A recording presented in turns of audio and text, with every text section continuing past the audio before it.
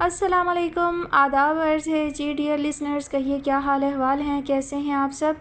دعا ہے، امید ہے آپ سب خیریت سے ہوں گے اور میں بھی الحمدللہ بالکل خیریت سے ہوں اور جناب ناول کی نیکسٹ ایپیسوڈ کے ساتھ حاضر ہوں۔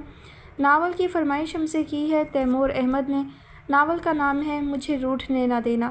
مصنفہ ہیں نکھت عبداللہ اور آج آپ سنیں گے اس کی قسط نمبر 9۔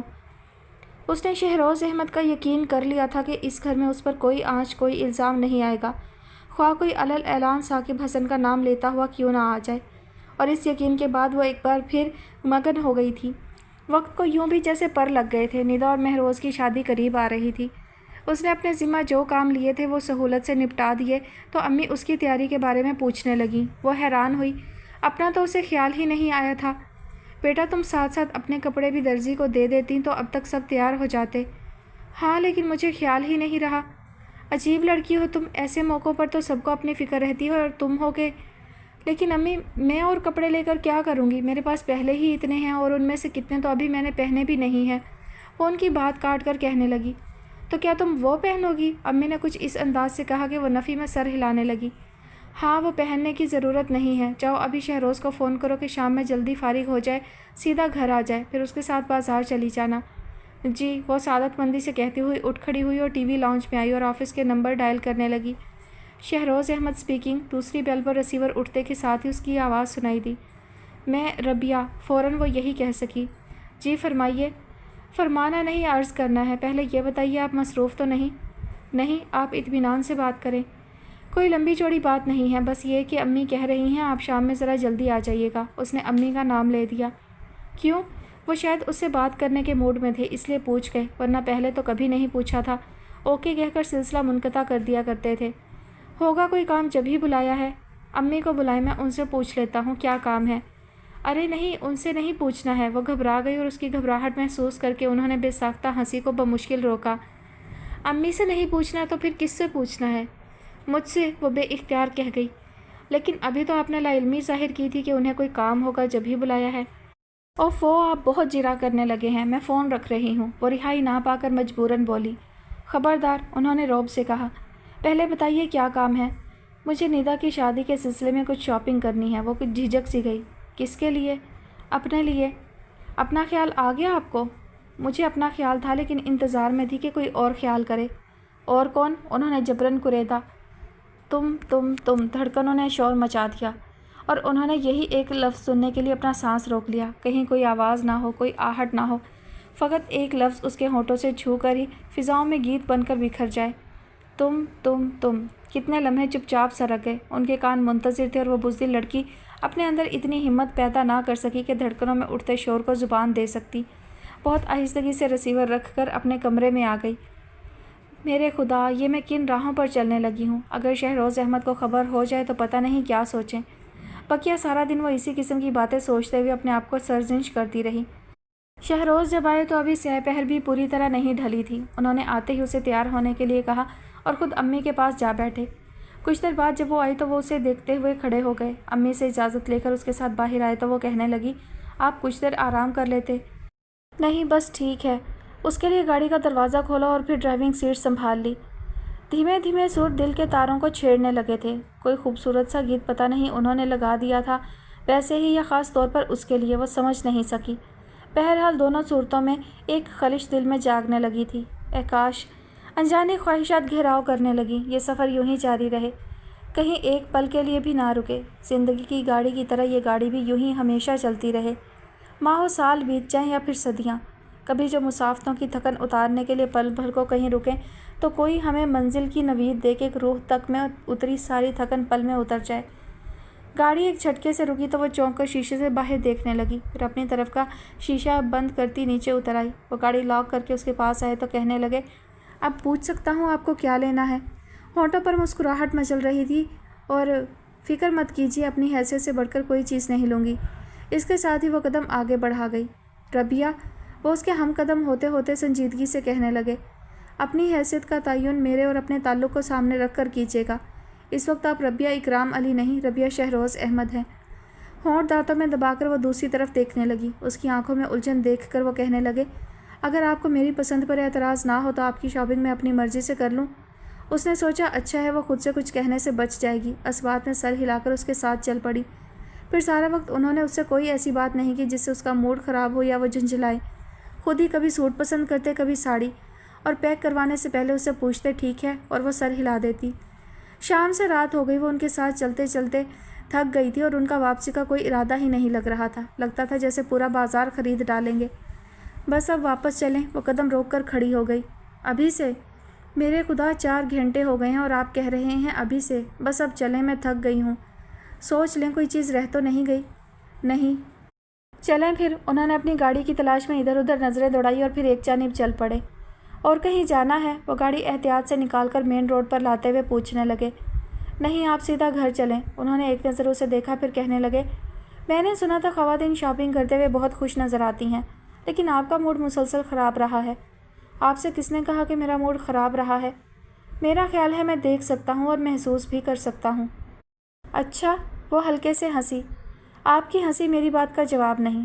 کون سی بات؟ وہ انجان بنی۔ یہی کہ آپ کا موڈ خراب رہا۔ آپ کا وہم ہے، ورنہ ایسی کوئی بات نہیں تھی۔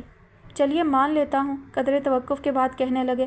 صبح فون پر آپ نے کہا تھا کہ آپ کو اپنا خیال تھا، لیکن اس انتظار میں تھیں کہ کوئی اور خیال کرے، کوئی اور کی نشاندہی کریں گی۔ کاش وہ نشاندہی کر سکتی، لیکن یہ خیال زیادہ زور آور تھا کہ وہ اس کے بارے میں کوئی اچھی رائے قائم نہیں کریں گے، اس لیے نہیں کہہ کر شیشے سے باہر دیکھنے لگی تھی۔ اور پھر انہوں نے بھی مزید کوئی بات نہیں کی۔ وہ سفر جسے وہ طویل کرنا چاہتے تھے سپیڈ بڑھا کر منٹوں میں طے کر لیا۔ گھر کے سامنے گاڑی روکی تو وہ ان سے پہلے اتر کر اندر آ گئی۔ اس کی زندگی میں بڑا عجیب سا موڑ آ گیا تھا، سمجھ میں نہیں آ رہا تھا کیا کرے۔ شہروز احمد کی التفات کو وہ کوئی نام نہیں دے پا رہی تھی۔ کبھی سوچتی شاید وہ اسی کے انداز میں سوچتے ہوئے بقیہ زندگی اس کی ہمراہی میں گزارنے کے خواہش مند ہے، اور کبھی خیال آتا سب دھوکہ ہے، محض اس خیال سے کہ امی کے سامنے جواب دینا ہونا پڑے۔ اس کا اتنا خیال رکھنے لگے ہیں۔ بہرحال ان کے دل کا حال نہیں جانتی تھی، لیکن اپنے بارے میں اسے یقین تھا کہ وہ اب ہمیشہ یہیں رہنا چاہتی ہے، اور یہ بھی جانتی تھی کہ اس کے چاہنے یا نہ چاہنے سے کچھ نہیں ہوگا، کیونکہ خود اپنے بارے میں فیصلہ کرنے کا اختیار اس کے پاس نہیں تھا، اور نہ ہی وہ اختیار چھیننے کا حوصلہ رکھتی تھی۔ کاش کوئی تو ہو، وہ اکثر سوچنے لگی تھی، جو مجھے اس بیچ منجھار سے نکال لے، کوئی ہو جس سے میں اپنا احوال کہہ سکوں، اور کوئی نہیں تھا۔ ایک بار شہروز احمد نے کہا تھا کہ انسان کو ہر دور میں کسی دوست، غمگسار اور ہمراز کی ضرورت رہتی ہے، اور آپ نے تو ربیہ اپنے آپ کو تنہا کر لیا ہے۔ ٹھیک کہا تھا انہوں نے، اور پھر انہوں نے اس کے ساتھ پکی دوستی کی تھی کہ آئندہ وہ انہیں اپنی پریشانی اور کوئی بھی مسئلہ ہوگا تو کہہ سنائے گی، اور وہ انہیں بتانے بھی لگی تھی، لیکن اب جو مسئلہ اسے درپیش تھا وہ پکی دوستی کے باوجود ان سے نہیں کہہ سکتی تھی۔ خود اپنے منہ سے کیسے کہہ دیتی کہ شہروز احمد، ہمارے درمیان جو رشتہ کچے دھاگے سے بندھا ہے اسے مضبوط ڈوری سے باندھ دو، میں تم سے دور جانا نہیں چاہتی، مجھے یہیں رہنے دو اپنے پاس۔ خودداری بھی کوئی چیز ہے، دل لاکھ تڑپتا مچلتا رہے، وہ خواہشات کے آگے بند تو باندھ سکتی تھی، انہیں دل کے اندر دفن بھی کر سکتی تھی، لیکن خودداری کا جنازہ نکالنا بہت مشکل بلکہ ناممکن تھا۔ اس وقت وہ گھر میں بالکل اکیلی تھی۔ امی کسی عزیز کی عیادت کے لیے گئی ہوئی تھیں، انہوں نے اسے بھی چلنے کے لیے کہا تھا، لیکن وہ سر درد کی وجہ سے نہیں جا سکی تھی۔ امی نے جاتے جاتے اسے آرام کرنے کا کہا تھا، اور وہ اس وقت سے اپنے کمرے میں لیٹی اپنے ساتھ ہونے والے حالات کو سوچ رہی تھی۔ دروازہ ہلکی سی دستک کے بعد کھلا تو اس کی سوچیں منتشر ہو گئیں۔ آنے والی ملازمہ تھی، وہ سوالیہ نظروں سے اس کی طرف دیکھنے لگی۔ بی بی ثاقب صاحب کا فون آیا ہے، ملازمہ نے کہا تو فوری طور پر وہ سمجھ نہیں سکی، پوچھنے لگی کون ثاقب؟ پتہ نہیں جی، وہ اپنا نام یہی بتا رہے ہیں، ثاقب حسن، ملازمہ نے سوچتے ہوئے جواب دیا تو وہ چونک گئی۔ تم نے کیا کہا ان سے؟ میں نے انہیں بتایا ہے کہ گھر میں صرف آپ ہی ہیں۔ پھر؟ وہ ملازمہ سے استفسار کر رہی تھی بلا سوچے اور سمجھے۔ وہ کہنے لگے بڑا ضروری پیغام دینا ہے، آپ ہی سن لیں۔ اچھا تم فون یہیں اٹھا لاؤ۔ ملازمہ کے سامنے اس نے سرسری انداز اختیار کیا، جبکہ اندر ڈرنے لگی تھی۔ پھر اس نے سوچا یہ اچھا موقع ہے، کوئی ہے بھی نہیں، وہ ثاقب حسن سے صاف بات کرنے کے بعد منع کر دے کہ آئندہ اسے فون نہ کرے، وہ اس سے کوئی تعلق نہیں رکھنا چاہتی۔ ملازمہ آئی تو اس سے فون لے کر اسے جانے کے لیے کہا، اور جب وہ کمرے سے نکل گئی اس نے ریسیور کان سے لگا کر ہلکی آواز میں کہا، ہیلو کون؟ میں ہوں ربیہ۔ ثاقب کیسے ہو؟ بلا ارادہ اس کے منہ سے نکل گیا۔ تمہارے اس سوال کا ایک ہی جواب ہوا کرتا ہے میرے پاس کہ تم بن ادھورا ہوں۔ اس کے خاموش رہنے پر کہنے لگا، ابھی ملازمہ نے بتایا تھا کہ گھر میں اس وقت صرف تم ہی ہو، مجھے بے حد خوشی ہوئی کہ تم سے تفصیلی بات ہو سکے گی۔ وہ کچھ کہنے کی کوشش کر رہی تھی کہ وہ بول پڑا، اس سے پہلے میں نے کئی بار فون کیا لیکن بات نہ ہو سکی، بلکہ تم نے خود ہی کہہ دیا تھا کہ بات نہیں کر سکتی۔ اور تمہارے اس جواب نے مجھے بہت ڈسٹرب کیا۔ ہیلو ربیہ، تم سن رہی ہو نا؟ ہاں ہاں کی صورت اس کے سینے میں دبی سانس ہونٹوں کی قید سے آزاد ہوئی۔ تم بولتی کیوں نہیں؟ تمہاری خاموشی میرے اندر جنم لینے والے خدشات کو سچ ثابت کرنے لگی ہے۔ پہلے یہ بتاؤ، تم کسی پریشانی کا شکار تو نہیں؟ کوئی مسئلہ یا پھر کوئی ایسی بات؟ آگے بولنے سے وہ رک گیا۔ کوئی بات نہیں ہے، وہ اس کی بات کاٹ گئی۔ اگر کوئی بات نہیں ہے تو پھر تم نے اپنا رویہ کیوں بدل لیا ہے؟ میرا مطلب ہے۔ کچھ دیر رک کر اس کے بولنے کا انتظار کرنے لگا، شاید وہ تردید کر دے، کہہ دے تمہارا اندازہ غلط ہے، لیکن وہ خاموش تھی۔ تب طویل سانس لیتے ہوئے بولا، تو میرے خدشات صحیح ہیں کہ تم نے میری جگہ شہروز احمد کو دے دی ہے۔ مجھے جب انیلا نے بتایا کہ تم نہ صرف یہ کہ گئے دنوں سے مکمل طور پر ناطہ توڑ چکی ہو بلکہ اب بے حد خوش بھی ہو، تو میں نے اس کی باتوں پر یقین نہیں کیا تھا، لیکن لمحہ بھر رک کے کہنے لگا، بہرحال میں ان ساری باتوں کی تفصیل میں نہیں جانا چاہتا، لیکن تم سن لو کہ تمہارا اور میرا سنجوگ آسمانوں پر لکھا ہے۔ میں نے یہ بن بات صرف تمہارے لیے قبول کیا تھا کہ جلد سے جلد تمہیں پا سکوں۔ اور کیا تمہیں یاد نہیں ہے کہ میں نے تمہارا ہاتھ تھام کر وعدہ کیا تھا کہ یہ ہاتھ کسی دوسرے کے ہاتھ میں نہیں جانے دوں گا، اور میں اپنے وعدے کا پکا ہوں۔ ثاقب حسن، اس کے ہونٹوں نے بے آواز جنبش کی اور وہ کہہ رہا تھا، میرے دل میں تمہاری محبت اب بھی اسی شدت سے زندہ ہے اور مجھے یقین ہے کہ اس کی آنچ تم تک بھی ضرور پہنچتی ہوگی۔ پھر تم ربیہ سراب کے پیچھے کیوں بھاگنے لگی ہو؟ شہروز احمد سراب ہی تو ہیں۔ یاد رکھو، شہروز احمد کے نزدیک تمہاری حیثیت کسی خوبصورت کھلونے سے زیادہ ہرگز نہیں ہوگی۔ وہ کچھ وقت تمہارے ساتھ گزار تو سکتے ہیں، لیکن ایک عمر کی رفاقت کبھی نہیں دے سکتے، اس لیے کہ وہ جانتے ہیں تمہارے دل کی تختی پر میرا نام لکھ چکا ہے اور دھڑکنیں اسے شمار بھی کرتی ہیں۔ تمہاری آنکھیں بارہا میرے خواب سجا چکی ہیں اور تم اپنے ہونٹوں سے اقرار محبت کے ساتھ پیمان بھی باندھ چکی ہو، اور کوئی مرد اتنا جیدار نہیں ہوتا جو یہ ساری باتیں جاننے کے بعد بھی سائبانی میسر کرے۔ قدرے توقف کے بعد کہنے لگا، میں تمہیں حقیقت بتا رہا ہوں، مرد بہت کم ظرف ہوتا ہے، خود جو مرضی کرتا پھرے، لیکن شریک حیات کے بارے میں اس کا تصور ہمیشہ اندیکھی انچھوئی کلی کا ہوتا ہے۔ تم میری بات سمجھ رہی ہو نا؟ اگر شہروز احمد نے تمہیں کوئی خواب دکھانے کی کوشش کی ہے تو آنکھیں بند کر کے ان کا یقین مت کر لینا، پہلے یہ ساری باتیں ضرور سوچنا۔ کب تک وہ تمہارے ماضی سے نظریں چرائیں گے؟ سال، 2 سال، اس کے بعد؟ پلیز ثاقب حسن، اس نے ٹوک دیا۔ کیوں؟ کیا میری باتیں بہت بری لگ رہی ہیں؟ وہ طنزیہ لہجے میں بولا۔ ہاں، اس لیے کہ تم نے ساری باتیں خود سے فرض کر لی ہیں، ورنہ یہاں ایسی کوئی بات نہیں ہے۔ کیا مطلب؟ تم خواب دکھانے یا سجانے کی بات کرتے ہو، جبکہ شہروز احمد نے تو کبھی اس حد کو پھلانگنے کی کوشش نہیں کی جو اول روز سے ان کے اور میرے درمیان قائم ہوئی تھی۔ پھر تمہارا رویہ مجھ سے اتنا اکھڑا اکھڑا سا کیوں ہے؟ یہ میری مجبوری ہے۔ کیسی مجبوری؟ تم خود سمجھ سکتے ہو، اور تمہیں سمجھنا چاہیے کہ اس نام نہاد بندھن کے متعلق صرف شہروز احمد ہی جانتے ہیں، ان کے علاوہ کسی کے علم میں یہ بات نہیں ہے، اور میں چاہتی بھی نہیں کہ کسی کو معلوم ہو۔ ایسے حالات میں تم ہی بتاؤ، جب گھر کے دوسرے افراد کے سامنے تمہارا فون آئے تو مجھے کیا کرنا چاہیے؟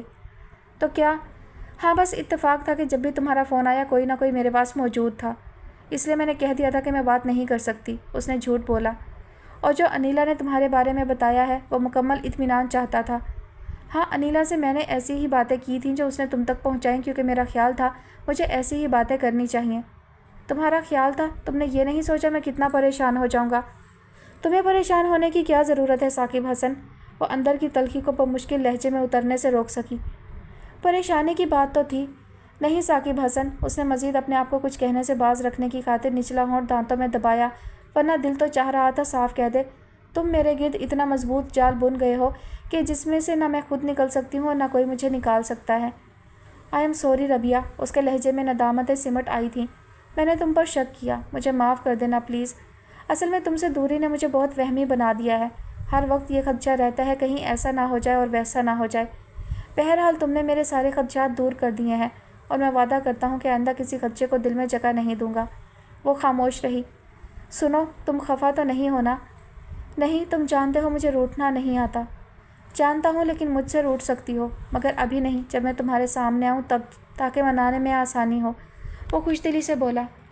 نہیں، مجھے روٹھنے نہ دینا، کیونکہ اپنے بارے میں مجھے یقین ہے کہ اگر ایک بار روٹھ گئی تو پھر نہیں مانوں گی۔ میں تمہارا یقین غلط ثابت کر دوں گا۔ اچھا، اب اجازت دو۔ اور وہ جیسے انتظار میں تھی، فوراً خدا حافظ کہہ کر رسیور رکھ دیا۔ ایک دم ہر طرف سے جیسے خاموشی چھا گئی۔ کتنی دیر گزر گئی اور پھر خاموشی میں ابھرتی اس کی آواز کی باز گشت۔ یاد رکھو ربیہ، شہروز احمد کے نزدیک تمہاری حیثیت کسی خوبصورت کھلونے سے زیادہ ہرگز نہیں ہوگی۔ وہ کچھ وقت تمہارے ساتھ گزار تو سکتے ہیں لیکن ایک عمر کی رفاقت کبھی نہیں دے سکتے۔ میرے خدا، اس نے دونوں ہاتھوں میں سر تھام لیا، کیونکہ وہ جانتے ہیں کہ تمہارے دل کی تختی پر میرا نام لکھا ہے اور کوئی مرد اتنا جیدار نہیں ہوتا جو یہ ساری باتیں جاننے کے باوجود بھی سائبانی میسر کرے۔ اس کی آنکھوں میں ڈھیر سارا پانی جمع ہو گیا اور پھر روکتے روکتے بھی پلکوں سے نیچے چھلکنے لگا تھا۔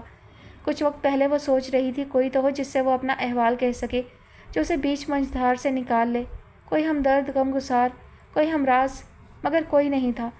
لیکن نہیں، شاید وہ بھول گئی تھی، ایک ہمراز تھا، ثاقب حسن، جس نے ابھی ابھی اسے آئینہ دکھا دیا تھا۔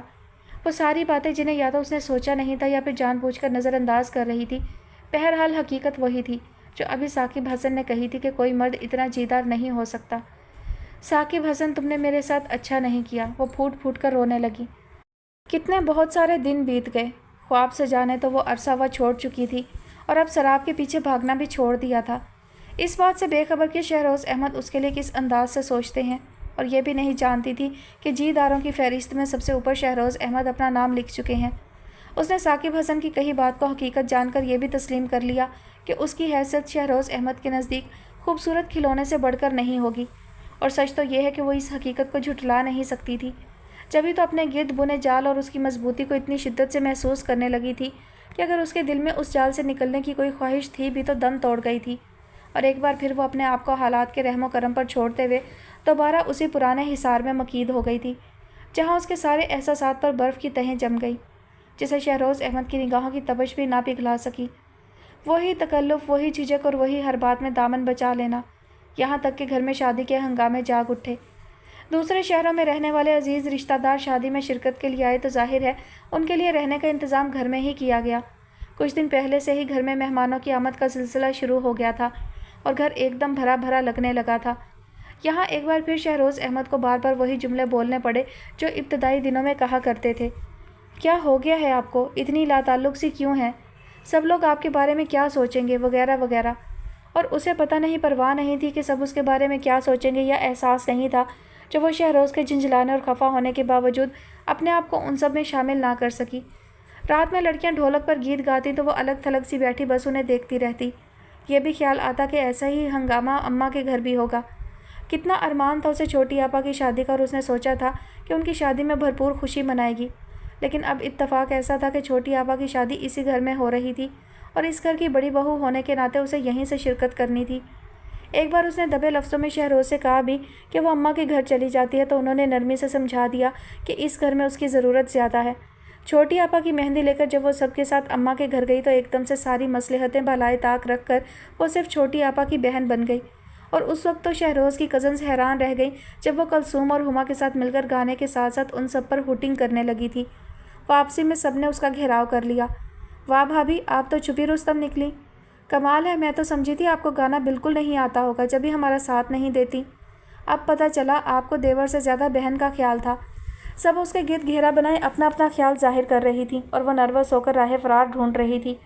شور سن کر شہروز اس طرف آئے اور اسے لڑکیوں کے گھیرے میں پریشان کھڑے دیکھ کر پوچھنے لگے، خیریت؟ بالکل خیریت نہیں ہے، وہ بھی آپ کی ربیہ کی، ان کی چچا زاد ہینا نے شوخی سے کہا تو وہ اس کی طرف دیکھنے لگے۔ کیا بات ہے ربیہ؟ ان سے نہیں، ہم سے پوچھیں، شہلا انہیں اپنی طرف متوجہ کرتے ہوئے بولی۔ ہم اتنے دنوں سے بھابھی سے اصرار کر رہے تھے کہ ہمارے ساتھ گائیں، لیکن انہوں نے ہمارا ساتھ نہیں دیا، یوں پوز کرتی رہیں جیسے انہیں گانا آتا ہی نہ ہو، لیکن اپنے گھر جاتے ہی یہ ہمیں چھوڑ کر اپنی بہنوں کے ساتھ مل گئیں اور نہ صرف گانے گائے بلکہ ہم پر ہوٹنگ بھی کی۔ اچھا، انہوں نے حیرت کا مظاہرہ کیا۔ پھر اب آپ سب ان سے کیا چاہتی ہیں؟ ہم ان سے گانا سنیں گے، سب کورس کے انداز میں بولیں۔ لیکن مجھے گانا نہیں آتا، وہ بے بسی اور مدد طلب نظروں سے ان کی طرف دیکھنے لگی۔ واقعی ربیہ کو گانا نہیں آتا، انہوں نے کہا تو سب ان کے پیچھے پڑ گئی۔ جی ہاں، آپ ان کا ساتھ نہیں دیں گے تو کون دے گا؟ چلیے اب آپ گانے میں بھی ان کا ساتھ دیجیے۔ کیا مطلب؟ مطلب آپ سمجھتے ہیں، چلے بیٹھیں۔ وہیں قالین پر انہیں بٹھا کر باقی سب بھی دائرے کی شکل میں بیٹھ گئیں اور ہلکے ہلکے تالیاں بجانے لگیں۔ تالیوں کی آواز سن کر مہروز جو اپنے کمرے میں چچا زاد اور ماموں زاد بھائیوں کے ساتھ بیٹھا تھا سب کو لے کر نکل آیا، اور وہ جو اپنے آپ کو تیار کر رہی تھی ان سب لڑکوں کو دیکھ کر پھر ہمت ہار بیٹھی۔ میں نہیں گاؤں گی، سرگوشی میں وہ بولی۔ گانا تو پڑے گا ورنہ یہ سب چھوڑیں گے نہیں، انہوں نے بھی سرگوشی میں کہا۔ کہ آپ دونوں کیا سازش کر رہے ہیں؟ جلدی سے شروع کریں۔ شہلا انہیں سرگوشیوں میں باتیں کرتے دیکھ کر زور سے بولی تو وہ مسکراتے ہوئے سیدھے ہو بیٹھے फिर कुछ देर सोचने के बाद उन्होंने ही शुरू किया, ज़िंदगी की न टूटे लड़ी, प्यार कर लें घड़ी दो घड़ी। उसकी तरफ देखते हुए आंखों से उसे गाने का इशारा किया, लेकिन वो इतनी नर्वस हो रही थी कि होंठ काटते हुए नफ़ी में सर हिलाने लगी। प्यार कर लें घड़ी दो घड़ी। फिर उसे इशारा किया तो अपनी बेबसी पर उसकी आंखों में नमी उतर आई। उन आंखों का हंसना भी क्या, जिन आंखों में पानी ना हो। शहला के कोहनी मारने पर वो उनका साथ देने पर मजबूर हुई। वो जवानी जवानी नहीं जिसकी कोई कहानी ना हो, जीने मरने की किसको पड़ी, प्यार कर लें घड़ी दो घड़ी। आज से अपना वादा रहा, हम मिलेंगे हर एक मोड़ पर, दिल की दुनिया बसाएंगे हम, गम की दुनिया का दर्द छोड़कर। टूट जाएगी हर हथकड़ी, प्यार कर लें घड़ी दो घड़ी। बेतहाशा तालियों के साथ वाह वाह होने लगी और वो मौका गनीमत जानकर उठकर अपने कमरे में आ गई। दिल फिर हक़ाइक़ से नज़रें चुराकर अनजाने रास्तों पर चलने की तरगीब दे रहा था, लेकिन वो बार बार दिल का कहा नहीं मान सकती थी।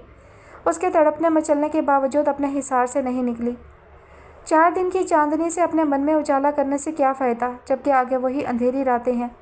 उसने सोचा और लाइट ऑफ करके लेट गई। उसे याद आया एक बार शहरोज़ अहमद छोटी आपा से कह रहे थे, खुशियाँ मुकद्दर से दरवाजे पर दस्तक देती हैं और जब कोई खुशी दरवाजे पर दस्तक दे तो दरवाज़ा बंद नहीं करना चाहिए। मैं क्यों दरवाज़ा बंद कर रही हूँ, उसने सोचा। बाहर एक नहीं ढेरों खुशियाँ मेरी मुंतज़िर हैं, सब लोगों की बेहद्दो हिसाब मोहब्बतें और मुझे ख़ास अहमियत देना। मेरी जगह कोई और लड़की होती तो अपने आप पर यकीनन रश्क करती। फिर मैं इतनी आज़रदा क्यों हो रही हूँ? क्यों नहीं बढ़कर अपने दामन में सारी खुशियाँ समेट लेती? कौन जाने फिर कभी ऐसे लम्हात ज़िंदगी में आएंगे भी कि नहीं। उसने करवट बदलकर अंधेरे में दरवाजे पर नज़रें जमा दी। सिटिंग रूम से सबके बातें करने और हंसने की आवाज़ें आ रही थीं। उसे लगा जैसे वो सब बेहद मोहब्बत करने वाले अचानक उस पर हंसने लगे हों। उसके गिर्द बुने जाल की तरफ इशारा करते हुए चैम गोइयाँ, सरगोशियाँ और फिर ऊँचे ऊँचे कह कहे, मेरे खुदा। वो तकिए पर बेबसी से सर पटकते हुए अपने अंदर उठती दर्द की लहरों से समझौता करने की कोशिश करने लगी। फिर अगले 2 दिन बेहद मसरूफियत में गुजरे। वो बहुत खामोशी से घर के अंदर छोटे मोटे काम करती रही, मेहमानों का ख्याल रखना, अपनी निगरानी में उनके कमरों की सफाई और फिर किचन देखना। किसी वक्त सब लड़कियों से अपने पास बिठाती भी तो वो बस कुछ देर को उनका साथ देती, फिर किसी काम का बहाना करके उठ जाती। उसका वजूद गहरी खामोशियों की जद में था। बज़ाहिर बहुत पुरसकून नज़र आती थी, लेकिन अगर कोई उसके अंदर झांक कर देखता तो जानता कि वो कितने तूफ़ानों में घिरी है और किसी को इतनी फुर्सत ही नहीं थी। सब अपने आप में मगन और मसरूफ़। शाम में क्या पहनना है, कौन से पार्लर जाना है, हर एक को यही फ़िक्र थी। वो सारी अफरा तफरी लड़कियों का एक कमरे से दूसरे कमरे की तरफ भागना देखती रही। किसी वक्त कोई उसके करीब रुककर पूछती, भाभी आप शाम में क्या पहनेंगी, और उसका जवाब सुने बगैर गायब, जैसे पूछना फ़र्ज़ था, जवाब से कोई गर्ज नहीं। और उन बहुत सारे लोगों में एक शख्स ऐसा भी था जो बेपनाह मसरूफ़ियत के बावजूद उससे बाखबर था, उसके हर पल से आगाह। जभी तो बारात जाने से कोई 2 घंटे पहले वो अपना हर काम छोड़कर उसके पास चले आए। वो उस वक्त शहला के बाल बना रही थी। रबिया मेरे साथ आएँ, उन्होंने तहकुमाना लहजे में कहा। अभी आती हूँ। वो जल्दी जल्दी शहला के बालों में पिन्ने लगाने लगी। उन्होंने वहीं खड़े होकर उसका इंतज़ार किया, फिर उसे साथ लेकर अपने कमरे में आए। दूसरों का बहुत ख्याल है आपको, कमरे में आते ही कहने लगे। जी। वो कुछ ना समझते हुए उनकी तरफ देखने लगी। इसी हुलिये में बारात के साथ जाएंगी, वो शहादत की उंगली उठाकर उसके सरापे की तरफ इशारा करते हुए बोले। नहीं तो, वो बौखलाकर फ़ौरन कह गई। फिर अब तक तैयार क्यों नहीं हुई? अभी तो बहुत वक्त है, वो बेनियाजी से बोली। सिर्फ 2 घंटे, उन्होंने कलाई पर बंधी घड़ी उसके सामने की। और क्या इतना वक्त आपको तैयारी के लिए नहीं चाहिए? मेरा ख्याल है मैं जल्दी तैयार हो जाती हूँ, यानी बहुत कम वक्त में। जी हाँ, आपकी कम वक्त की तैयारी मैं देख चुका हूँ, और इस वक्त आप शॉपिंग के लिए नहीं जा रही बल्कि। ओफ़ो, आप मेरी फ़िक्र क्यों करते हैं? वो ख्वामख्वाह झिंझला गई। वो कुछ देर तक उसकी तरफ देखते रहे, फिर ठहरे हुए लहजे में बोले, सच कहें, क्या आपके अंदर ये ख्वाहिश नहीं थी कि कोई आपकी फ़िक्र करे? उसके अंदर उठते सारे तूफ़ान, जो यकीनन उसकी हस्ती को मुकम्मल तौर पर तोड़ देने के दर पे थे, अचानक ठहर गए। वो पूरी आंखें खोले बेख्याली में उनकी तरफ देखे गई। मुझे आपकी फ़िक्र है, वो कहने लगे, और आप सिर्फ एक बात का ख्याल रख लें कि आज लोग आपको सिर्फ मेरे हवाले से देखेंगे। तो प्लीज़, महरोज़ की शादी पर मिसेस शहरोज़ अहमद को जैसा नज़र आना चाहिए आप। वो बात पूरी किए बगैर कमरे से निकल गए। उसने बहुत खामोशी से उन्हें जाते हुए देखा। उसके बाद भी वो कितनी देर तक वहीं खड़ी रही थी। फिर जब बाहर जल्दी जल्दी का शोर मचने लगा, तब वो पूरी सज धज के साथ कमरे से निकली। उस वक्त अपने चचा जान के साथ मिलकर महरोज़ को सेहरा बांध रहे थे। वो उसे देखकर ठिठक गए। اول روز وہ اسی روپ میں انہیں اپنے بیڈ روم میں نظر آئی تھی، اور اس وقت کیونکہ دل میں یہی خیال تھا کہ وہ ان کے دوست کی امانت ہے، اس لیے بہت سرسری انداز میں اسے دیکھا تھا۔ اب اگر دوست کا خیال تھا بھی تو اس سے کہیں زیادہ اپنی خواہشات تھیں، جنہوں نے دوسرے ہر خیال کو پس منظر میں دھکیل دیا تھا۔ دل کے آس پاس گھنٹیاں بجنے لگیں تو وہ اپنا کام چھوڑ کر بے اختیار اس کی طرف لپکے۔ تھینک یو، اس کے قریب پہنچ کر سرگوشی میں بولے، اور وہ ہمیشہ کی طرح نروس نہیں ہوئی، مسکرا کر ان کا شکریہ قبول کیا۔ اصل میں تیار ہوتے ہوئے وہ مسلسل اپنے گرد کھینچا حصار توڑنے کی کوشش کرتی رہی تھی۔ سوچا، یہ جو کچھ وقت میری دسترس میں ہے، کیوں نہ اسے امر کر دوں۔ ایک بے ضرر سی خواہش ہی ہے شہروز احمد کی کہ مجھے سچ مچ ان کی مسز نظر آنا چاہیے، اور یہ کوئی ایسی مشکل بات بھی نہیں ہے جو میں مان نہ سکوں، آخر وہ بھی تو مجھے برداشت کر رہے ہیں۔ یہی سب سوچتے ہوئے اس نے اپنے گرد کھینچا حصار توڑ ڈالا، اور کمرے سے نکلنے سے پہلے یہ تہیہ بھی کیا تھا کہ کسی قدم ڈگمگائے گی نہیں، جبھی اب ان کے تھینک یو کہنے اور والہانہ نظروں سے دیکھنے پر ہلکے سے مسکرا دی۔ ایک بار پھر شکریہ، اور اب آگے بڑھ کر مہروز سے اپنا نیک وصول کریں جیسے آپی اور ندا کر رہی ہیں۔ وہ اسی طرح مسکراتی ہوئی سب کے درمیان میں سے راستہ بناتی ہوئی آپی اور ندا کے ساتھ شامل ہو گئی۔ پھر اگلے 3-4 دن میں اس نے خوب انجوائے کیا۔ چھوٹی آپا اماں کے گھر سے ودا ہو کر یہاں آ گئیں۔ اگلے دن ولیمے کی تقریب ایک 5 اسٹار ہوٹل میں تھی، جہاں سے ندا رخصت ہو کر اپنے سسرال سدھاری۔ یوں اپنے والد کے بعد سے جو ذمہ داریاں شہروز احمد کے کندھوں پر آ پڑی تھیں، ان سے وہ بہت احسن طریقے سے عہدہ برا ہو گئے۔ کچھ دن تک گھر میں مہمانوں کا آنا جانا لگا رہا۔ جب زندگی معمول پر آئی تو ایک نئی الجھن اس کی منتظر تھی، جسے وہ شادی کے ہنگاموں اور مہمانوں کی آمد و رفت کی وجہ سے محسوس نہیں کر سکی تھی۔ اب جب فراغت ملی تو اس نے نہ صرف محسوس کیا بلکہ خاص طور پر کئی دن تک نوٹ بھی کرتی رہی کہ مہروز کچھ بجھا بجھا سا اور چھوٹی آپا اکھڑی اکھڑی سی ہیں۔ اس کی سمجھ میں نہیں آیا کہ ابتدائی دنوں میں دونوں کے درمیان کیا رنجش ہو گئی ہے، جبکہ یہ دن تو ہر فکر سے آزاد ہو کر ہنسنے ہنسانے کے ہیں، اور پھر مہروز کے مزاج میں تو ویسے بھی بہت شوخی ہے، وہ کیوں اتنا سنجیدہ ہو رہا ہے۔ اس نے سوچا چھوٹی آپا سے بات کرے، لیکن پھر اپنی سوچ کی نفی کر دی۔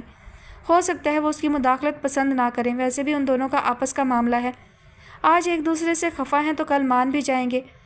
اس نے اپنے آپ کو مطمئن کرنے کی کوشش کی، لیکن اس وقت نہ صرف یہ کہ اس کی کوشش ناکام رہی بلکہ اسے شرمندگی کا سامنا بھی کرنا پڑا جب چھوٹی آپا کا نامناسب رویہ سب پر ظاہر ہو گیا۔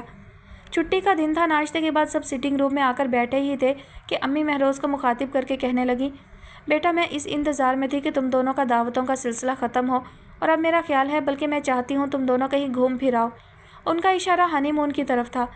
بالکل یہی تمہارے آزادی سے گھومنے پھرنے کے دن ہیں، شہروز کہنے لگے۔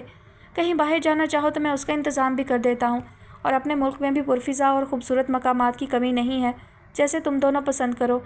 صوفیہ سے پوچھ لیں یہ کہاں جانا پسند کریں گی۔ مہروز نے بات صوفیہ پر ڈال دی، اور شہروز کے سوالیہ نظروں سے دیکھنے پر وہ ناگواری سے بولی، مجھے کہیں نہیں جانا۔ کیوں بیٹا؟ امی کے شفیق لہجے کے باوجود وہ بدتمیزی سے بولی، بس نہیں جانا۔ لیکن بیٹا، میں نے کہا نا مجھے کوئی شوق نہیں ہے، وہ تیز لہجے میں کہتی ہوئی اٹھ کر اپنے کمرے میں چلی گئی۔ کچھ دیر تک تو سب اپنی اپنی جگہ خاموش بیٹھے رہے، شاید حیران بھی تھے، اور حیرت کی بات تو تھی ہی کہ گزشتہ 2 سالوں میں اس نے کبھی کسی کو اس لہجے میں بات کرتے نہیں سنا تھا۔ اپنے آپ میں بے حد ندامت محسوس کرتے ہوئے کنکھیوں سے باری باری سب کو دیکھا۔ مہروز سر جھکائے بیٹھا تھا۔ شہروز کی نظریں صوفیہ کے پیچھے بند دروازے پر جمی تھیں، اور امی مہروز کے جھکے ہوئے سر پر نظریں جمائے جیسے صورتحال سمجھنے کی کوشش کر رہی تھیں۔ اس کا خیال تھا ابھی صوفیہ کی بابت اس سے سوال کیے جائیں گے، لیکن سامنے امی تھیں، جہاں دیدہ خاتون۔ وہ صوفیہ کے غیر مناسب رویہ کا ذمہ دار اسے نہیں ٹھہرا سکتی تھی۔ ہاں، اگر ان کی جگہ کوئی روایتی ساس ہوتی تو وہ پہلے اسے ہی لتاڑتی، لیکن امی نے اس کی طرف دیکھا تک نہیں۔ مہروز سے کہنے لگی، مہروز تم نے صوفیہ سے کیا کہا ہے؟ وہ جھکے ہوئے سر کو نفی میں ہلانے لگا۔ پھر وہ خوش کیوں نہیں ہے؟ میں پہلے دن سے اسے اکھڑا اکھڑا محسوس کر رہی ہوں۔ آپ اسی سے پوچھیں، مہروز آہستہ آواز میں بولا۔ اس سے نہیں، میں تم سے پوچھوں گی، یقیناً تم نے ایسی کوئی بات کی ہوگی۔ نہیں امی، وہ فوراً بول پڑا، میں خود نہیں سمجھ پا رہا وہ ایسا کیوں بیہیو کر رہی ہیں۔ بیٹا کوئی وجہ تو ہوگی نا، امی نرم پڑتے ہوئے بولی۔ یقیناً ہوگی، اور باخدا میں نہیں جانتا کہ کیا وجہ ہے، ان کا رویہ میرے ساتھ بھی ایسا ہی ہے، آپ ان سے پوچھ لیں۔ اگر میری طرف سے کوئی تکلیف پہنچی ہو تو آپ کو اختیار ہے، جو چاہے سزا دے لیجیے گا۔ امی خاموش رہ کر جانے کیا سوچنے لگیں کہ وہ کہنے لگا، آپ ربیہ بھابھی سے پوچھیں، ہو سکتا ہے۔ ربیہ سے کیوں پوچھوں؟ امی نے فوراً ٹوک دیا۔ ربیہ کا تمہارے معاملے سے کیا تعلق؟ صوفیہ تمہاری بیوی ہے، اور اس کے بارے میں تم سے سوال کروں گی۔ آئی ایم سوری امی، میرا مطلب ہے۔ تمہارا مطلب جو بھی ہو، ایک بات یاد رکھو، آئندہ اپنے کسی معاملے میں ربیہ کو گھسیٹنے کی کوشش مت کرنا، یہ اگر صوفیہ کی بہن ہے تو اس کا یہ مطلب نہیں ہے کہ تم صوفیہ کی بابت اس سے سوال کرو یا الزام دو۔ I am sorry again. وہ بے حد نادم نظر آ رہا تھا۔ میرے خدا، میں اس قابل تو نہیں ہوں، پھر یہ سب کیوں مجھے اہمیت دے کر اتنا معتبر کر دیتے ہیں؟ اس نے سوچا اور ڈرتے ڈرتے شہروز احمد کی طرف دیکھا۔ وہ اس کی طرف متوجہ نہیں تھے۔ تب وہ اپنے اندر ہمت پیدا کرتے ہوئی امی سے کہنے لگی، امی آپ نے مہروز کی بات پوری نہیں سنی۔ اس کا مطلب ہے، ہو سکتا ہے میں بہن ہونے کے ناطے صوفیہ آپی کے رویے کے بارے میں کچھ قیاس کر سکوں۔ یقیناً مہروز یہی کہنا چاہتا تھا۔ شہروز نے اس کی تائید کی، پھر کہنے لگے، بہرحال آپ پریشان نہ ہوں، کوئی ایسی بات نہیں ہے۔ ویسے بھی کسی لڑکی کو نئے گھر میں ایڈجسٹ ہونے کے لیے کچھ وقت تو لگتا ہی ہے۔ اور پھر ماحول کو خوشگوار کرنے کی غرض سے بولے، اور مہروز تم یوں سر جھکا کر مت بیٹھو، جانے کی تیاری کرو، صوفیہ کو ہم راضی کریں گے۔ نہیں بھائی جان، میں ایسی تفریح نہیں چاہتا جس میں وہ زبردستی میرا ساتھ دینے پر مجبور کی گئی ہو۔ اس کے ساتھ ہی وہ اٹھ کھڑا ہوا، پھر جاتے جاتے بولا تھا، آئی ایم سوری، میں شاید زندگی میں پہلی بار آپ کی کسی بات کو ریجیکٹ کر رہا ہوں۔ اس کا خیال تھا شادیوں سے فارغ ہونے کے بعد جب زندگی معمول پر آ جائے گی تب وہ کچھ دنوں کے لیے اماں کے گھر چلی جائے گی، لیکن چھوٹی آپا کے رویے نے گھر کے ماحول میں جو تناؤ پیدا کر دیا تھا اس نے اپنا جانا ملتوی کر دیا۔ حالانکہ وہ تو فرار کی راہیں ڈھونڈنے میں ماسٹر تھی، لیکن یہاں کوشش کے باوجود وہ فرار کی راہ اختیار نہ کر سکی، کیونکہ چھوٹی آپا کے نامناسب رویے کی ذمہ دار وہ نہیں تھی۔ پھر بھی وہ گلٹی فیل کرتی۔ کئی بار چھوٹی آپا سے اس سلسلے میں بات کرنے کی کوشش کی کہ وہ ایسا کیوں کر رہی ہیں، لیکن انہوں نے اس کی بات کا جواب بھی نہیں دیا۔ کبھی ٹال جاتی اور کبھی ڈانٹ دیتی۔ وہ پریشان رہنے لگی۔ اکثر سوچتی، چھوٹی آپا خوش نصیب ہے جنہیں اتنا اچھا سسرال ملا۔ اگر کوئی مجھے یہ یقین بخش دے کہ میں ہمیشہ یہیں رہوں گی تو باخدا میں اپنے آپ کو دنیا کی خوش قسمت ترین لڑکی سمجھنے لگوں۔ اس روز وہ ایک دن کے لیے اماں کے گھر آئی تو کہے بغیر نہ رہ سکی، اماں چھوٹی آپا اچھا نہیں کر رہی۔ کیا کر رہی ہیں؟ اماں اچنبے سے بولی۔ ان کا رویہ مہروز کے ساتھ انتہائی غیر مناسب ہے اور کسی وقت تو امی کے سامنے بھی بدتمیزی کر جاتی ہیں۔ اور مہروز کا رویہ کیسا ہے؟ اماں فوراً چھوٹی آپا کو الزام دینے کے بجائے مہروز کے بارے میں پوچھنے لگیں۔ مہروز بہت اچھا ہے اماں، یہ اس کی شرافت ہے کہ چھوٹی آپا کی ہر بات اور ہر زیادتی برداشت کر رہا ہے، ورنہ اس کی جگہ کوئی اور ہوتا تو۔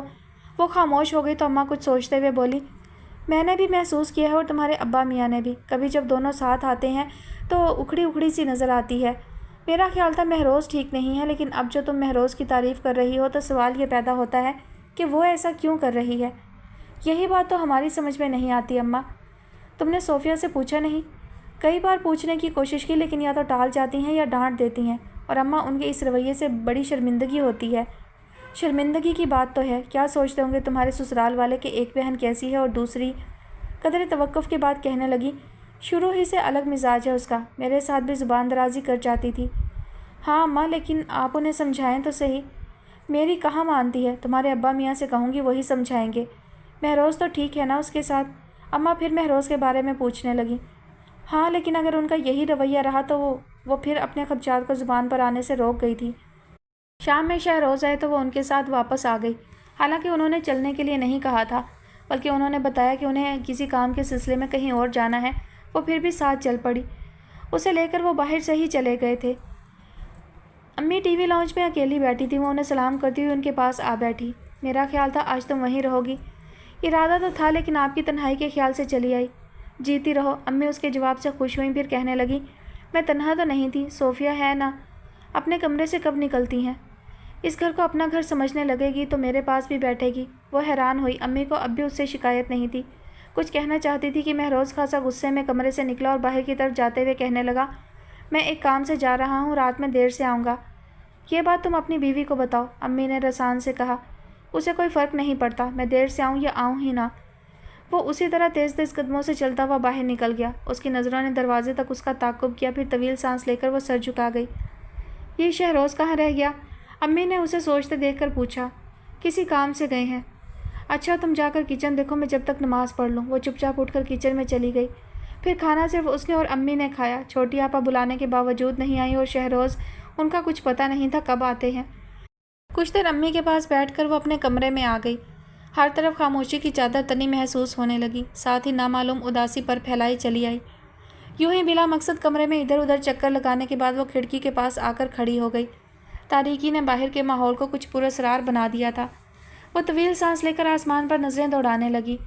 ستارے جو پلکیں جھپکتے ہوئے گہرے بادلوں میں اپنے ساتھیوں کو تلاش کر رہے تھے۔ اس نے ٹھنڈی گرل پر پیشانی ٹکا کر آنکھیں بند کی ہی تھیں کہ دروازے پر آہٹ سن کر فوراً پلٹ کر دیکھنے لگی۔ دروازے پر چھوٹی آپا کھڑی تھی، کچھ پریشان سی، آنکھوں کی سرخی ان کے روتے رہنے کی چگلی کھا رہی تھی۔ آئیے آپا، وہ انہیں دیکھ کر لپک کر ان کے پاس آئی اور ان کا ہاتھ پکڑ کر بیڈ پر بٹھاتی ہوئی خود بھی ان کے پاس بیٹھ گئی۔ کیا بات ہے؟ ایک دم ان سے بڑی بن گئی، نرمی سے ان کا ہاتھ دبا کر پوچھا۔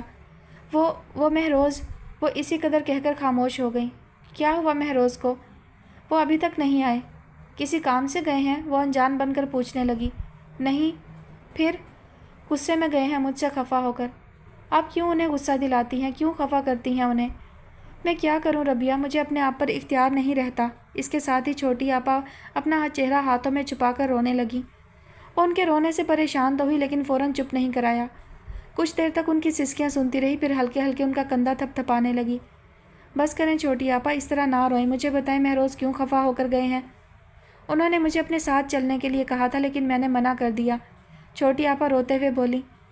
میرا خیال ہے آپ تو اکثر ہی ان کے ساتھ کہیں بھی جانے سے انکار کر دیتی ہیں۔ ہاں، اس لیے کہ میں ان کے ساتھ نہیں چل سکتی، اور یہ بات میں نے شادی سے پہلے ہی تم پر واضح کر دی تھی۔ قدرے توقف کے بعد کہنے لگی۔ مجھے ان کے ساتھ چلتے ہوئے اپنا آپ بڑا عجیب سا لگتا ہے، بہت کمتر، اور لوگوں کی نظریں جس انداز سے ان پر سے ہوتی ہوئی مجھ پر ٹھہرتی ہیں وہ مجھ سے برداشت نہیں ہوتی۔ آپ لوگوں کی پرواہ کیوں کرتی ہیں؟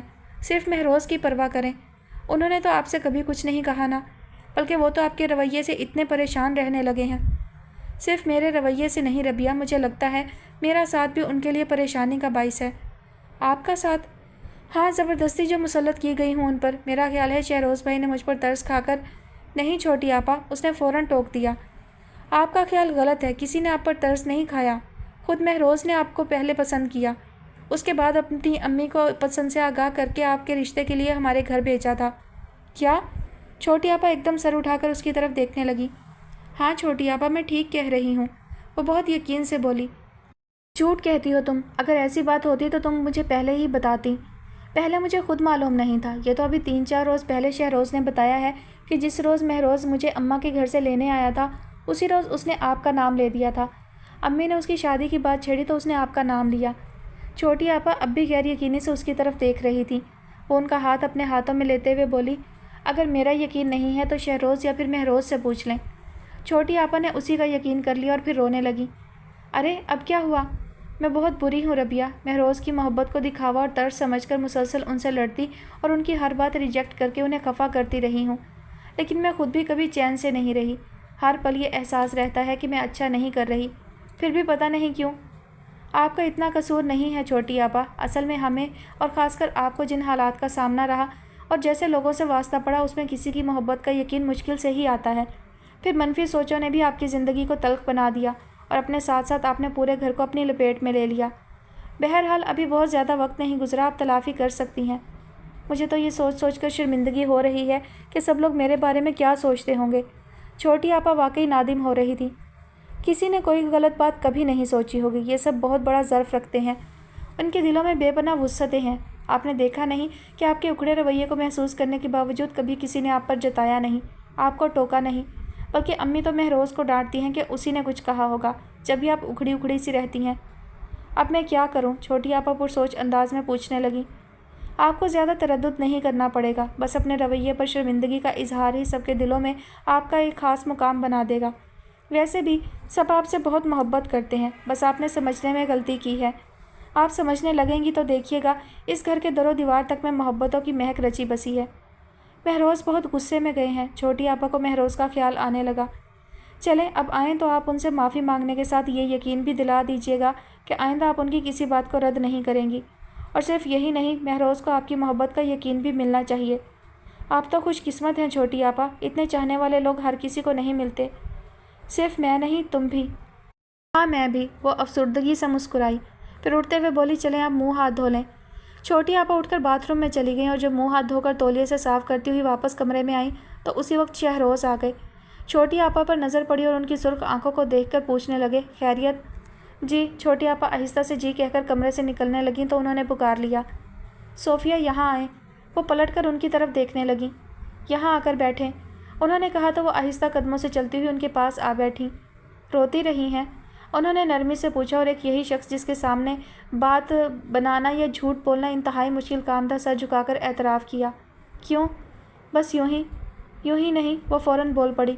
مہروز خفا ہو کر گیا تھا، یہ اسی لیے رو رہی تھی۔ یہ خوب ہے، پہلے اسے خفا کرتی ہیں پھر روتی بھی ہیں۔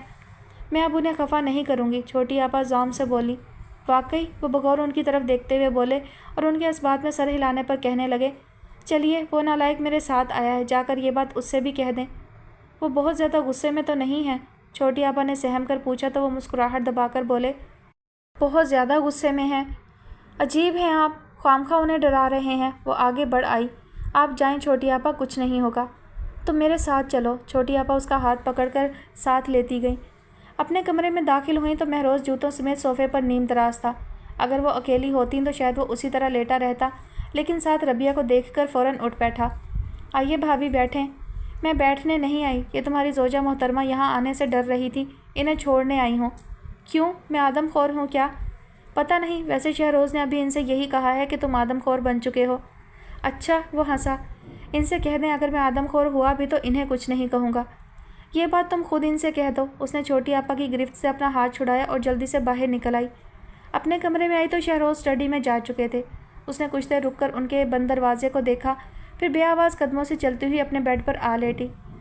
اس رات کی صبح بڑی خوشگوار تھی۔ وہ کمرے سے نکلی تو مہروز اور چھوٹی آپا پہلے ہی سے امی کے پاس موجود تھے، اور چھوٹی آپا کے چہرے پر اتنی دھنک رنگوں کی برسات دیکھ کر وہ جان گئی کہ اس کی وہ بہن جس کے لیے وہ اپنے دل میں درد رکھتی تھی اور چاہتی تھی کہ اس کے سارے دل درد دور ہو جائیں، قدرت نے بڑی فیاضی سے انہیں محبتوں کی دولت سے مالا مال کر دیا تھا۔ وہ طمانینت کا احساس لیے ان سب کے درمیان آ بیٹھی۔ چھوٹی آپا کہہ رہی تھی، امی آپ نے مجھے ٹوکا کیوں نہیں، مجھے سرزنش کیوں نہیں کی؟ میں چاہتی تھی تمہیں خود احساس ہو، اور خود سے جو احساس جاگے وہ زیادہ دیر پا ہوتا ہے بنسبت دوسروں کے احساس دلانے سے۔ آپ نے مجھے معاف تو کر دیا نا؟ میری جان، مجھے تم سے کوئی شکایت نہیں تھی، پھر بھی اگر تمہارا اطمینان میرے ہاں کہنے سے ہوگا تو ہاں، میں نے تمہیں معاف کر دیا۔ امی شفقت سے مسکرائیں۔ اسی وقت شہروز صبح کی چہل قدمی کے بعد اندر آئے تو ماحول کا جائزہ لینے کے بعد مسکراتے ہوئے بولے، ہاں بھائی مہروز، اب ہنی مون کا کیا پروگرام ہے؟ صوفیہ سے پوچھیں۔ اس نے پھر بات صوفیہ پر ڈال دی، اور شہروز کے سوالیہ نظروں سے دیکھنے پر وہ مسکراتے ہوئے بولی، ہم کہیں نہیں جائیں گے۔ کیوں؟ بس یہیں رہیں گے امی کے پاس۔ بیٹا میرے پاس تو تمہیں رہنا ہی ہے، اچھا ہے کچھ دنوں کے لیے گھوم پھر آؤ۔ امی نے کہا تو مہروز فوراً ان کی تائید کرنے لگا، بالکل بالکل، زیادہ نہیں، بس 2-3 مہینے۔ سب کے ہنسنے پر سر کھجاتا وہ بولا، نہیں، شاید کچھ غلط کہہ گیا۔ زیادہ بوکھلانے کی ضرورت نہیں ہے، جا کر تیاری کرو۔ شہروز کے کہنے پر وہ دونوں ایک دوسرے کو اشارہ کرتے ہوئے اٹھ کر چلے گئے۔ میرا خیال ہے میں ذرا ناشتے کا انتظام دیکھ لوں۔ وہ اٹھ کر کچن میں آ گئی۔ بہت دنوں سے جو چھوٹی آپا کے رویے کی وجہ سے دل پر بوجھ سا آ پڑا تھا وہ ہٹ گیا تو وہ اپنے آپ کو بہت ہلکا پھلکا محسوس کرنے لگی۔ دل میں ہلکا سا بھی خوشی اور طمانینت کا احساس جاگے تو ہر شے نکھری ہوئی لگنے لگتی ہے۔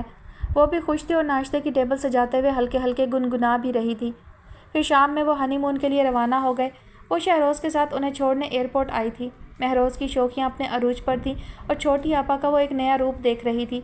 ایک ہی دن میں کتنی بدل گئی تھیں، آنکھوں میں جیسے کسی نے ستارے بھر دیے ہوں۔ انہیں خدا حافظ کہتے ہوئے اس نے دل ہی دل میں ان کے لیے بے شمار دعائیں مانگ ڈالیں۔ کہیں اور چلنا ہے؟ واپسی میں شہروز اس سے پوچھنے لگے۔ نہیں، امی اکیلی ہوں گی، ہمیں اب گھر چلنا چاہیے۔ انہوں نے خاموشی اختیار کر لی، جسے محسوس کیے بغیر وہ سیٹ کی پشت سے سر ٹکاتے ہوئے بولی، پتہ ہے شہروز، آج میں بہت مطمئن اور خوش ہوں۔ کیوں؟ چھوٹی آپا کو مطمئن اور خوش دیکھ کر آپ شاید اندازہ نہیں کر سکتے کہ میں ان کی طرف سے کتنی پریشان تھی۔ ہر وقت ایک دھڑکا سا لگا رہتا تھا، ایسا نہ ہو کوئی طوفان اٹھ کھڑا ہو اور یہ ربیہ بیگم، وہ اس کی بات کاٹ کر کہنے لگے کہ آپ کے سارے احساسات دوسروں کے لیے بیدار ہوتے ہیں، کوئی خوش تو آپ بھی خوش، کوئی پریشان تو آپ اس سے زیادہ پریشان۔ کسی کی زندگی میں طوفان آنے والا ہے تو دھڑکا آپ کو لگتا ہے، نیندیں حرام ہو جاتی ہیں آپ کی۔ میں پوچھتا ہوں خود اپنے لیے آپ کے احساسات کیوں نہیں جاگتے؟ آپ کو اپنا خیال کیوں نہیں آتا؟ کبھی سوچا کہ خود آپ کی زندگی میں کتنا بڑا طوفان آنے والا ہے؟ شہروز احمد، ہونٹوں کی بے آواز جنبش کے ساتھ اس نے پلکوں کے در بند کر لیے۔ شہروز احمد کچھ دیر تک انتظار کرتے رہے کہ وہ کچھ کہے گی، لیکن وہ کچھ نہیں بولی۔ تب انہوں نے اسپیڈ آہستہ کرتے ہوئے گردن موڑ کر اس کی طرف دیکھا۔ وہ آنکھیں بند کیے چپ چاپ بیٹھی تھی، چہرے پر کسی قسم کا کوئی تاثر نہیں تھا، جبھی وہ جان نہیں سکے کہ وہ ضبط کی جانے کن منزلوں سے گزر رہی ہے۔ آپ نے میری بات کا جواب نہیں دیا، وہ دوبارہ اسکرین پر نظریں جماتے ہوئے اس سے مخاطب کرتے ہوئے بولے تو وہ آنکھیں کھول کر کچھ دیر تک سامنے دیکھتی رہی، پھر کہنے لگی، میں جانتی ہوں مجھے کتنے بڑے طوفان کا سامنا کرنا ہے۔ اچھا؟ وہ یوں ہنسے جیسے اس کا مذاق اڑا رہے ہوں، اور وہ پرواہ نہ کرتے ہوئے بولی، میرے لیے اگر خوشیوں کے دروازے بند ہو گئے ہیں تو اس کا یہ مطلب تو نہیں کہ کسی کی خوشیوں میں بھی شریک نہ ہوں۔ کیا آپ سے کس نے کہا کہ آپ کے لیے خوشیوں کے دروازے بند ہو گئے ہیں؟ کون کہے گا، میں خود سمجھتی ہوں، وہ زہر خند سی بولی۔ غلط سمجھتی ہیں آپ، وہ بڑے جم کر بولے تھے۔ میں اس وقت بحث نہیں کروں گی، اور پلیز آپ بھی اس وقت میری ذات کو موضوع نہ بنائیں، وہ بات ختم کرتے ہوئے بولی۔ کیوں ڈرتی ہیں آپ؟ نہیں، بلکہ چھوٹی آپا کے حوالے سے جو خوشی ملی ہے میں اسے دیر تک محسوس کرنا چاہتی ہوں۔ ایک بات کہوں، وہ موضوع بدلتے ہوئے بولے، آپ صوفیہ کو چھوٹی آپا کہنا چھوڑ دیں۔ کیوں؟ وہ گردن موڑ کر ان کی طرف دیکھنے لگی۔ کیونکہ مہروز آپ کا دیور ہے، اور اس رشتے سے آپ کو صوفیہ کا نام لینا چاہیے۔ آپ بھول رہے ہیں، چھوٹی آپا سے میرا رشتہ اٹوٹ ہے، اور اس حوالے سے میں مہروز کو بھائی کہہ سکوں گی، لیکن وہ خاموش ہو گئی، اور اس کا مطلب سمجھ کر انہوں نے بھی ہونٹ بھینچ لیے۔ بڑے سنگ دل ہو شہروز احمد، رات میں وہ سوچ رہی تھی، جب کبھی میں اپنی ذات سے نظریں ہٹا کر دوسروں کی خوشیوں میں خوش ہونے کی کوشش کرتی ہوں، تم مجھے میرا احساس دلاتے ہوئے تلخ باتیں میرے سامنے لا کر میری خوشی چھین لیتے ہو۔ تم سے میری ذرا سی خوشی بھی برداشت کیوں نہیں ہوتی؟ نہیں ربیہ، وہ جیسے سامنے آ کھڑے ہوئے، میں تمہارے دامن میں دوسروں کی نہیں، تمہاری اپنی خوشیاں دیکھنا چاہتا ہوں۔ تم اپنے لیے خوش ہو، اپنے لیے مطمئن۔ اپنے لیے؟ اس نے دکھ سے سوچا۔ اپنے لیے خوش ہو سکتی تھی اگر جو تم درمیان میں نہ آتے، یا پھر ثاقب حسن کا خیال نہ ہوتا، جس نے میرے حصول کو مقصد حیات بنا لیا ہے۔ میرے خدا، اس نے ان تلخ سوچوں سے فرار کی خاطر تکیہ سر کے نیچے سے کھینچ کر منہ پر رکھ لیا۔